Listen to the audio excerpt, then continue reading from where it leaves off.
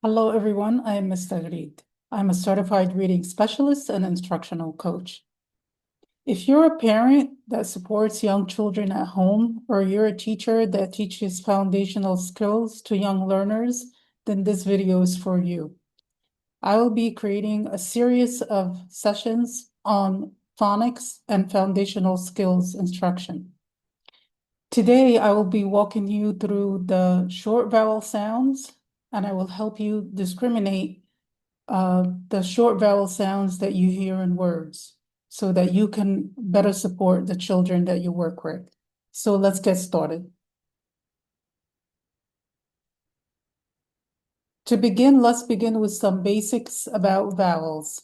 We have a total of 44 sounds in English language. 19 of them are vowel sounds and the rest are consonant sounds.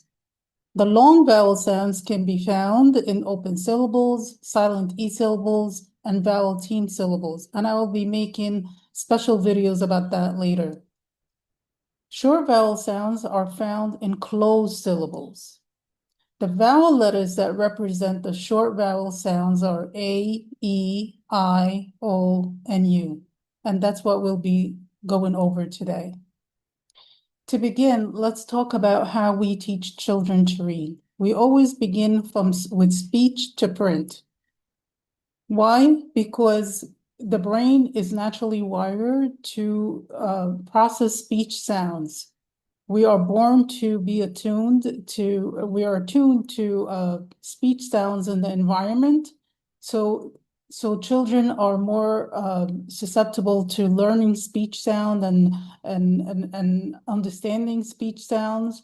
And then we teach them to match those speech sounds to the letters that represent them. So when we talk about speech sound, we refer to the speech sound with the word phoneme. Just move a little bit so you can see it. So phoneme is represented like this. There's the sound that is made by that we're talking about is between two slash marks with a curve on top. That curve is called the brev, and that stands for a short vowel sound. The grapheme is the letter or letters that represent that sound. So in this case, the short A sound, is represented by the letter A. Okay? Okay, so let's talk about some characteristics of vowel sounds. Vowel sounds involve no obstruction of the air flow. What that means is the air comes from the lungs, passes through the throat, through the mouth, but there's nothing getting in the way of that air coming out of the mouth.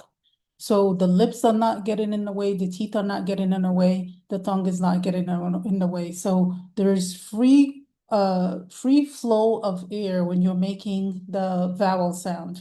So when I make or ah or eh, my mouth is open, the air is flowing freely.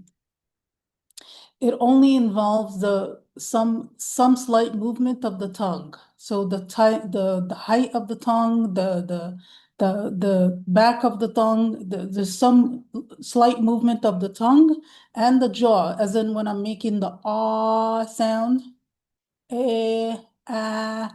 So my jaw is moving a little bit, and my lips are moving a bit. The rounding of the lips as when I'm making the ah or eh or ah. Okay, but again, the mouth is open all the time. The vowel sounds can be oral. That means the air is coming out of the mouth, or some sounds are nasalized. If if a vowel sound is followed by a consonant sound that's nasalized, such as in the word am or in, those consonant sounds that the and n are nasalized because the air is coming through the nose. So if you try to make the sound by holding your nose, you won't be able to do it. You can't. So those sounds are nasalized. That means the air is flowing through the nose. And when a vowel comes before those sounds like n, and ing, those sounds can be affected a little bit. The vowel sounds are voiced. That means there's vibration in the vocal cords. If you make the and if you put your hand on your throat, you can feel that vibration. So that's what we mean by the word voice. They are continuous. So I can make the vowel sound until I run out of breath. So eh, ah. That's what we mean by continuous. They're considered the nucleus of the syllable. That means the vowel part of the syllable is the loudest part of the syllable. Why? Because the air, again, is flowing freely. There's nothing stopping it or obstructing it. So we call that the nucleus or the core of the syllable, the most important part. And in English, we know that there is no word that doesn't have a vowel sound. So every syllable in English must have at least one vowel sound. Okay? So let's begin with the short A sound. Ah, ah. That's represented by the letter A, and the mouth looks like this. Ah, so try making it. Ah. Okay, and our keyword for that is the word apple. So you can help your children remember the short A sound with the word apple. The short E sounds sound like this. Eh. So it's important to see how the mouth looks when you're making the sound. And that's represented, of course, with the letter E. And your keyword for that is edge, as the edge of a table. Edge, eh. The next sound is the sound, eh. The is represented by the letter I, and your mouth looks like this when you're making that sound, eh. And your keyword here is itch, itch, itch.